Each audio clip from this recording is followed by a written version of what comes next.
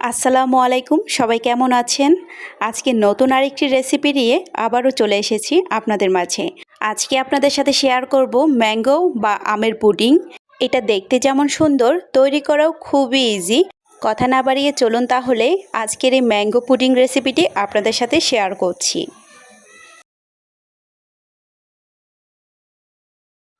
আমের পুডিং তৈরি করার জন্য এখানে আমি বড় সাইজের দুটি পাকা আম নিয়েছি। এখন আমি আমগুলোকে কেটে নিব।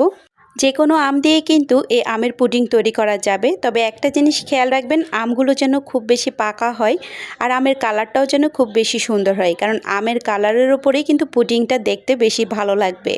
প্রথমে আমি আমকে এভাবে এক ফালি করে কেটে নিয়েছি, তারপর ছুরি দিয়ে এভাবে একটু কেটে কেটে দিচ্ছি। তারপর একটি চামচ দিয়ে আমি সবগুলো উঠিয়ে নিব।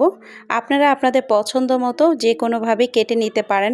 আমি এখানে দুইটা আমকে কিন্তু একইভাবে একদম ছোট ছোট করে টুকরো করে কেটে নিচ্ছি।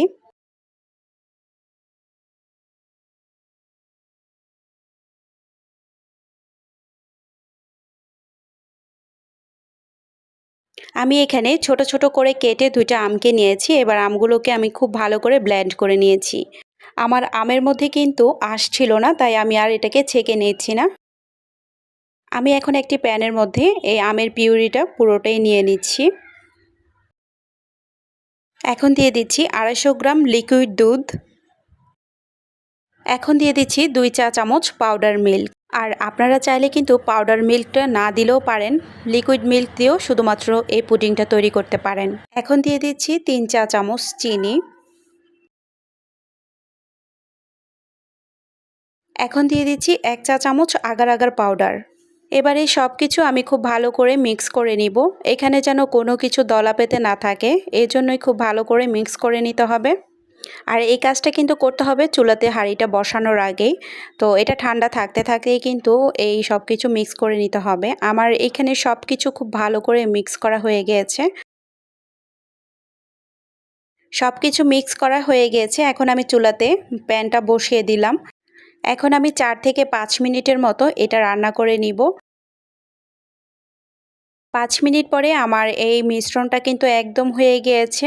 এখন আমি চুলাটা অফ করে দিয়েছি। আরও 5 মিনিটের মতো এভাবে নেড়েচেড়ে একটু ঠান্ডা করে নিচ্ছি। খুব বেশি ঠান্ডা করা যাবে না, তাহলে কিন্তু এটা জমাট বেঁধে যাবে। তো আমার এটা কিন্তু একদম রেডি হয়ে গেছে। এখন আমি পুডিংটা সেট করব। তার জন্য আমি এরকম একটি প্লাস্টিকের বাটি নিয়েছি। আপনারা আপনাদের পছন্দ মতো যে কোনো বাটি নিতে পারেন। আমি পুরো মিশ্রণটি এই বাটিতে ঢেলে নিয়েছি। এখন আমি 2 ঘন্টার জন্য ফ্রিজে রেখে দিব। আর 2 ঘন্টা পরেই কিন্তু এই পুডিংটা খুব সুন্দর করে সেট হয়ে যাবে। 2 ঘন্টা পরে ফ্রিজ থেকে নামানোর পরে দেখতেই পাচ্ছেন আমার এই পুডিংটা কিন্তু একদম সেট হয়ে গেছে। তো একটি নাইফ দিয়ে আমি সাইড থেকে একটু ছাড়িয়ে নিচ্ছি, তারপরে একটি প্লেটের মধ্যে আমি নিয়ে নিব।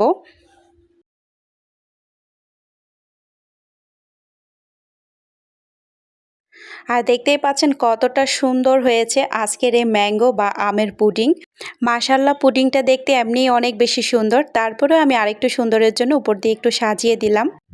এই তো হয়ে গিয়েছে আজকে আমার ম্যাঙ্গো বা আমের পুডিং। এটা দেখতে যেমন সুন্দর, খেতেও অনেক বেশি মজার। তবে ঠান্ডা ঠান্ডা খেতে তো অনেক বেশি ভালো লাগে। একটু কেটে আপনাদের সাথে শেয়ার করছি কেমন হয়েছে।